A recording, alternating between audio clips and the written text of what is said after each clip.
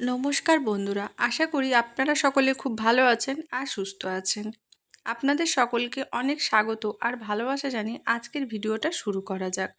আজকে আপনাদের সাথে শেয়ার করব কাতলা মাছ আর আলু দিয়ে দারুণ স্বাদের একটা রেসিপি। কাতলা মাছ তো আমরা অনেকে বাড়িতে বানিয়েই থাকি। আজকে আমি খুবই সহজভাবে আপনাদের সাথে একটা রেসিপি শেয়ার করতে চলেছি। তাহলে চলুন রেসিপিটা শুরু করা যাক। এখানে আমি 5 পিস মাছ নিয়ে নিয়েছি, ভালো করে ধুয়ে পরিষ্কার করে রেখে দিয়েছি আগে থেকেই। এবার মাছে মাখিয়ে দেব নুন, হলুদ আর একটু পাতিলেবুর রস। পাতিলেবুর রসটা দিলে কি হয়, মাছের যে একটা গন্ধ থাকে সেটা কিন্তু চলে যায়। আপনারা পাতিলেবু না থাকলে কিন্তু বাড়িতে ভিনিগার থাকলে সেটাও দিতে পারেন। সমস্ত কিছু খুব ভালো করে মাছটায় মাখিয়ে 10 মিনিট মতন আমি মাছটা রেস্টে রেখে দেব। আমি এখানে 3 পিস চাকা আর 2 পিস পেটি নিয়েছি। কাতলা মাছের এই রকম মোটা ধরনের পেটিগুলো কিন্তু খেতে খুবই সুস্বাদু হয় আর দারুণ টেস্ট হয়, দেখতেই পাচ্ছেন। এইদিকে আমি আগের থেকেই কড়া বসিয়ে দিয়েছিলাম আর দিয়ে দিয়েছিলাম সর্ষের তেল গরম করতে। তেল একদম গরম হয়ে গেছে। এবার একে একে নুন হলুদ মাখানো মাছগুলো ভেজে তুলে নিয়েছি, দেখুন লাল লাল করে। এবার ওই তেলেই দিয়ে দেবো কেটে রাখা আলু।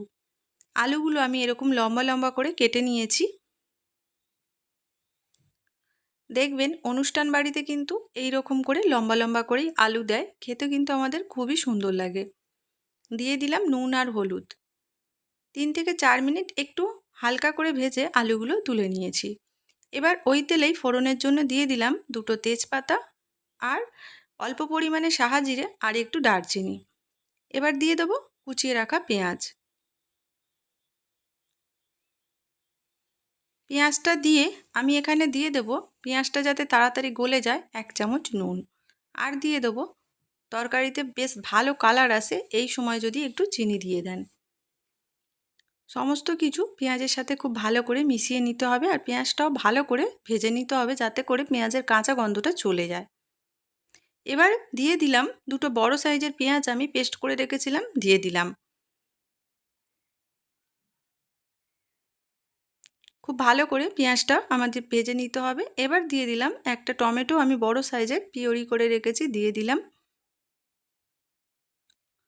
সমস্ত কিছু ভালো করে মিশিয়ে নিয়ে দিয়ে দেব 2 চামচ আদা রসুন বাটা।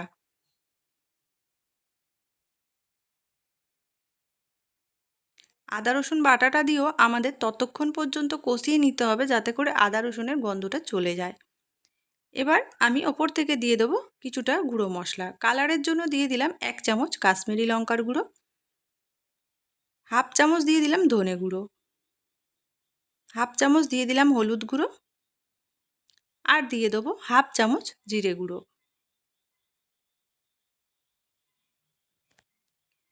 আর ঝালের জন্য দিয়ে দেবো নর্মাল লঙ্কার গুঁড়ো।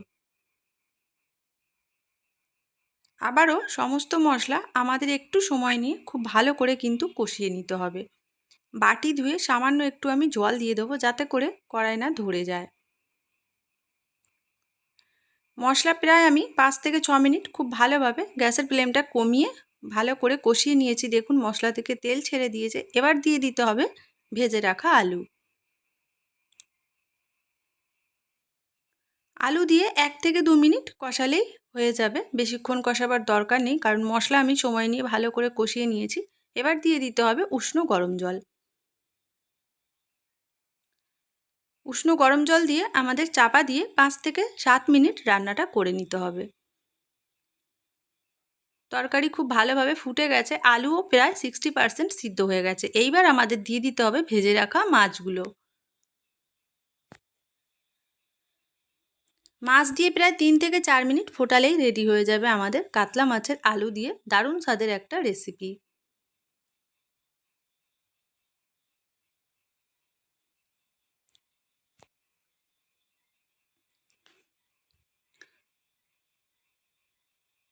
দেখুন আলুগুলো কিন্তু একদম গলে গেছে খুব ভালোভাবে। এবার দিয়ে দেবো কুচিয়ে রাখা ধনেপাতা আর দিয়ে দেবো কয়েকটা চেরা কাঁচা লঙ্কা ঝালের জন্য। আপনারা যদি ঝাল কম খান তাহলে আর লঙ্কা দেবার কোনো দরকারই নেই। এবার গ্যাসটা নিভিয়ে আমি প্রায় 5 থেকে 7 মিনিট এমনি চাপা দিয়ে রেখে দেব। তাহলে দেখুন আজকের রেসিপি আমাদের একদম রেডি হয়ে গেছে, কাতলা মাছের আলু দিয়ে একটা দারুণ স্বাদের রেসিপি। আজকের রেসিপিটা আশা করি আপনাদের ভালো লাগবে। আর যদি ভালো লাগে তাহলে আমার চ্যানেলটাকে সাবস্ক্রাইব করে লাইক কমেন্ট শেয়ার করে দেবেন। পাশে থাকা বেল আইকনটি প্রেস করে দেবেন, তাহলে আমি যখনই ভিডিও আপলোড করব আপনাদের কাছে নোটিফিকেশান চলে যাবে। আর রেসিপিটা যদি ভালো লাগে তাহলে অবশ্যই বাড়িতে বানিয়ে ট্রাই করবেন, আর আমাকে কমেন্টে কিন্তু জানাতে ভুলবেন না।